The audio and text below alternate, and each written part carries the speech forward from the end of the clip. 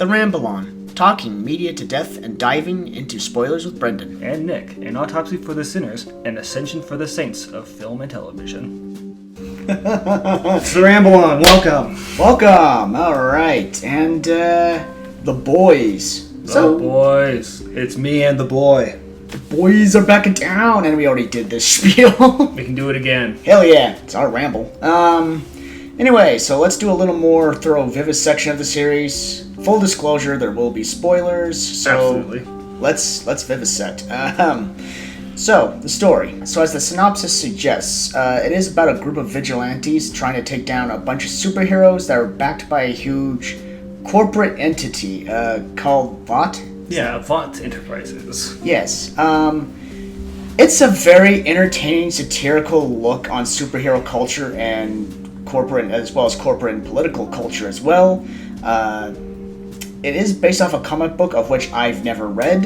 Have you read it, Nick? I have not read it myself, but I have done my homework. I have a good idea of what the comic was about. It is a Garth Ennis comic. He is notorious for having very edgy, kind of shock value comics, where he kind of goes for being as dark as possible to shock people. Like in the comics, one of the big things that was being used as some of the blackmail for one of the soups, which was Homelander, it was that he went insane and was a cannibal. What the fuck? What the fuck? Because it was apparently a side effect of Compound V. Oh my god, what the fuck? Okay, well, that definitely got changed. Another big change, which this one's a little bit sad about, was the airplane scene is wildly different. Oh, was it? Yeah. So, in the comics, the way the airplane scene played out is basically there's a whole crew of superheroes, like 6 or 7 of them, some who can't fly, some who can, who are all dispatched to handle this flight. Now, this flight still ends up going down, so it ends up being bad, but it's much more caused by them kind of being incompetent, not knowing how to fly a plane, the problem with like physics and how that works. And it results in the deaths of a lot of the heroes and the plane, and it crashes in New York. Ooh. It's very much a 9/11 thing. Oh my god. Ooh. Hoo, hoo, hoo. In some ways, okay, maybe not the New York bit, but I would like to have seen more heroes try and fail at the airplane scene than just the heroes giving up before even trying. It's arguable. I think that there's some good choices that are made here and there with the change in the show. I think the airplane was better in the original comic, but that's me. Huh. Well, it definitely seems like there's definitely different variations from this. Yes, so if you are someone that's listening in from a perspective of the comics, want to know what's changed, the biggest change is the main crew. In the comics, the main crew are a CIA-funded group who all use Compound V to give themselves superpowers or near superpowers to fight these heroes on equal terms. And it's kind of more of a standalone stories from issue to issue, where there is an overarching plot, but there's usually like a issue of the week that they're dealing with in the comics in their own brutal way. Oh. So in this one, they don't have powers; they're much more creative, and I think it works much better for the main crew. Interesting. Vought Enterprises also is much lower of a priority in the comics, so that gets written up a lot for the show. Okay, you know what? So given that perspective, I'm kind of glad that this group of vigilantes in the TV show do not use VOT. I kind of like how they have to rely on their own mortality to deal with these superheroes. Or at least creativity, yeah. Yeah. Mortality and creativity. And I also like how VOT is kind of more of a focus point in the plot than in the books. Huh. Right. This is interesting. Okay. So any difference in the heroes themselves? Is the original 7 still the original 7, or? There are some minor differences. I think that A-Train is still one of the heroes, he gets brought in later. Lamplighter is much more prevalent in the original than this one, where he kind of dies off screen before it even begins.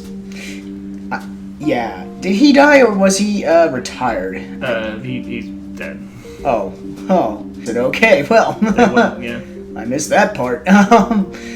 Anyways, so moving on to Well, we could wrap up the story real quick. So, I mean, as far as the story goes, it follows some similarities to the comics, but it does have a lot of differences. Enough that you'll probably be interested in it even if you've read the comics beforehand. Okay. So in that case, with that said, let's move on to the characters, which I want to give a huge shout out to Carl Urban, who plays Billy Butcher in this series. Yeah, he plays the usual rough and tumble, He does. growly guy who just wants to recruit people. For a big mission. He works for that. Though he does come across as really childish in quite a few scenes. He does. Jack Quaid, who plays Huey Campbell. He was fine. Yeah, he was pretty fine. good. Really though, Homelander and New Star was much better though. Oh yeah, he's very good as the intimidating, kind of very psychopathic hero. Yeah, totally psychopathic. He does a great performance of the main antagonist, Homelander. He's a lot of fun. He is a lot of fun. Yeah. Let me see. And Chase Crawford, who is kind of Aquaman-ish. He ends up being an odd character in this because he's very clearly supposed to be like them shitting on DC. Like he's very clear supposed to be like the well, what's the point of the Aquaman kind of character. Right. They give him a lot of screen time for being incredibly unimportant. They shit on DC and they especially shit on Aquaman, and I get it. They kind of make him into this Harvey Weinstein character with an inferiority complex. Yeah, what's her name? Annie, Annie definitely gets Weinstein early on. Yeah, like in episode 1, and it's hard to watch, but you definitely see this Aquaman character get his comeuppance in a hilarious fashion. Not that hilarious though. It just kind of gets sad. I feel sad for the dolphin and the lobster, but he's a guy where he basically is a member of this elite fighting group, the Seven, but he's just there for the publicity. He has no purpose as a superhero or anything else. Right. No, I can sympathize with him, and I understand why he is. He is this proverbial punchline among the whole group, this eye candy, who really is just ultimately ineffective. That's where his inferiority complex kind of stems from. And dipping back to the story for a bit, there are a lot of elements like that in this story where it deals with the corporatization of superheroes, Vought rising as a mega corporation backed by the primal fear of just a guy who can basically destroy the planet with a thought, almost. Right. What? Homelander is terrifyingly strong, remember? He is, but Jesus. It deals with some themes of like struggling against the impossible as the common man. So, Lex Luthor themes being brought in here. Yeah. But it loses track of a lot of what makes it interesting as the series goes on. It does.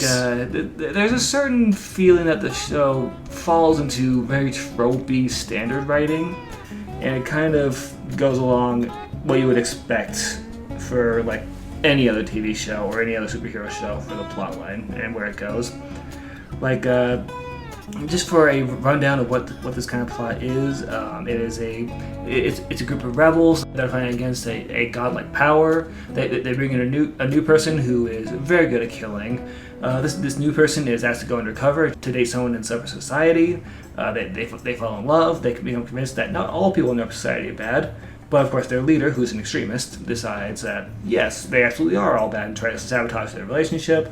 Yeah. But in the end, love wins out, and the relationship pays off. And this person is protected by their lover at a critical moment while they're dealing with something else. Right. Now, I wasn't talking about this show when I said that. Okay. I was talking about the Mistborn series.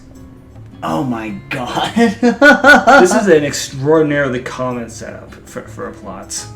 You can see plot setups like this in all kinds of places. Ooh, well played, sir. Well played. I was totally thinking you were talking about this series, but then you bring in a whole other series. So you kind of expose how formulaic these kinds of plots are. It gets very formulaic. It's an interesting enough series that it works. And it ends on a modestly interesting cliffhanger, though not that interesting. Right. No, I concur. I wasn't crazy about... So this series is 8 episodes long. I think toward, I want to say 7 or 8. The series kind of gets a little... I don't know. They don't know what direction to take it, I feel like.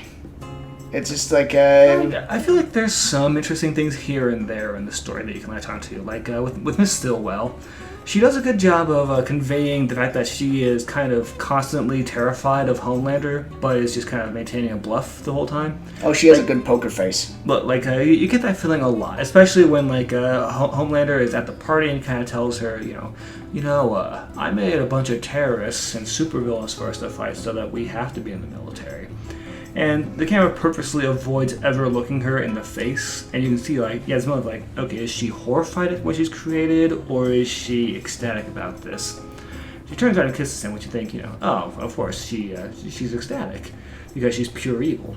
But I get the feeling that Miss Stillwell as a character is someone who kind of responds to being terrified or being in fear by immediately going to the romantic or sucking up to someone who is in power. Right. And it's Homelander every time. Right. And, that is a recurring theme in this particular series, the notion of power. Political, corporate, military, superpower, or sexual sometimes, Yeah, it does a lot with the power dynamics, especially because Homelander is frustrated that Miss Stillwell is above him in power in terms of influence, despite him having physical power. Mm-hmm. And in this series, Homelander demonstrates an incredible prejudice toward people who are not superheroes. He's kind of Magneto-ish in his outlook. Oh, very good comparison. Yeah. He is very much the Magneto character instead of the Superman that he's parodying. As far as ancillary characters go, where they feel like they're not doing anything in general, you can run down a list of characters like that. There's Black Noir, there's the female, as she's called in the credits, which is the Asian woman that's picked up French's girlfriend, Kimiko. Oh, yeah. Simon Pegg was a surprise cast for me.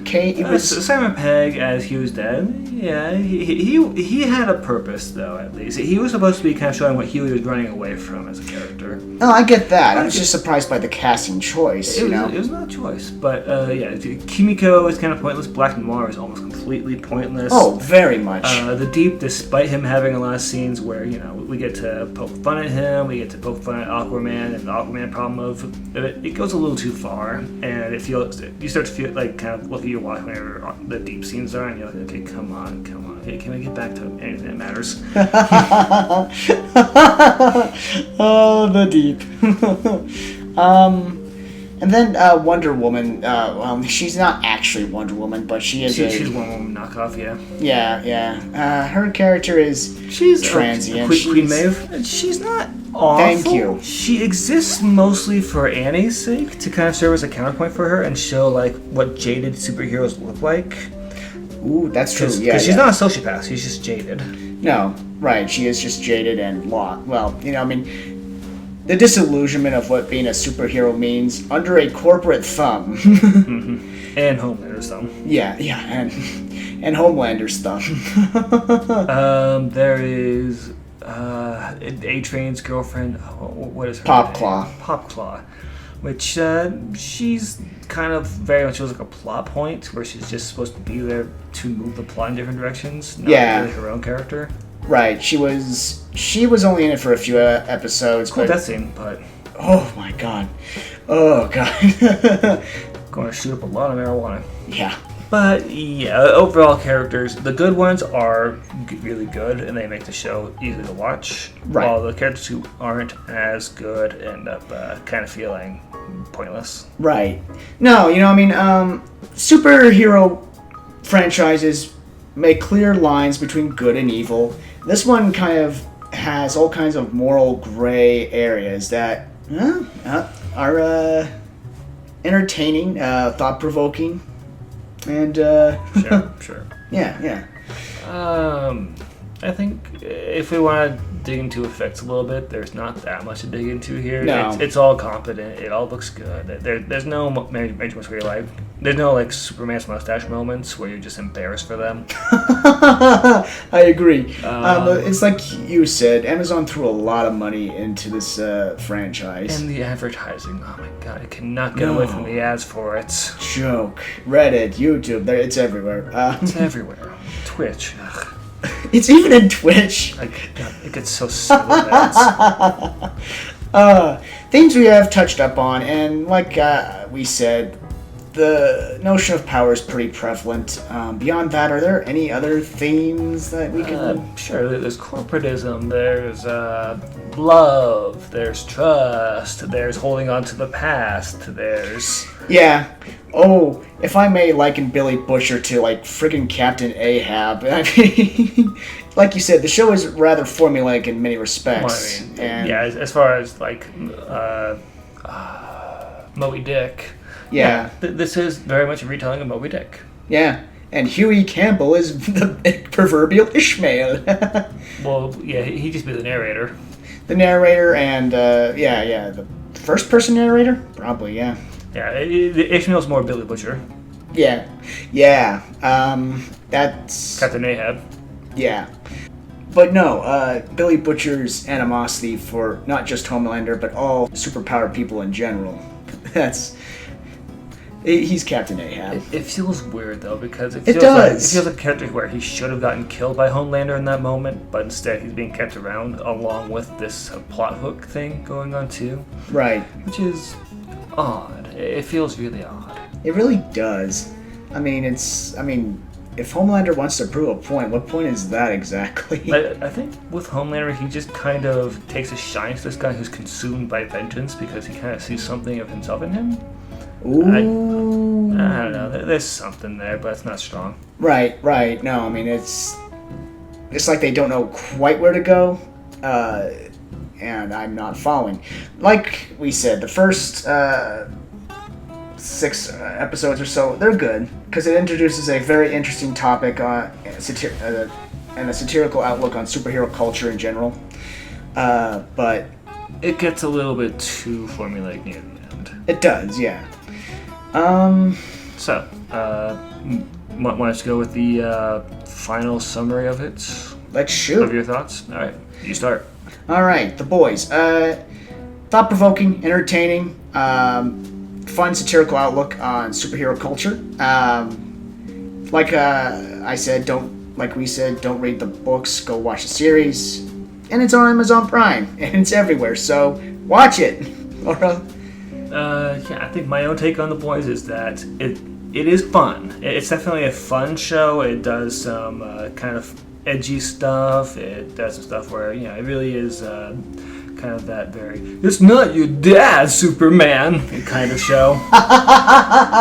But it tries to get past that kind of idea in a few places. It tries to do things to look like it's got a real heart to it, but it kind of loses track of that through the show. Don't go in expecting like the next Sopranos or the next Breaking Bad. Just watch it for what it is. It's good enough. It's fun. It'll entertain you. It doesn't mess up anything, but it doesn't have that X factor that I would say that would put it from good to great. It's better than the comics. I will say that much. It's better than the comics. If you're going this expecting like the real like Garth Ennis treatment of like, oh no, it's Garth Ennis, then don't worry about that. They've mostly written out all of the stuff that makes them really hard to read. I'm kind of curious to see what the comics look like now, but I'm not that curious, so I'll show you them later. Alright, well, thanks for joining us in the Ramble On. This is Nick. And this is Brendan. Hopefully we'll have a movie next week. Hopefully.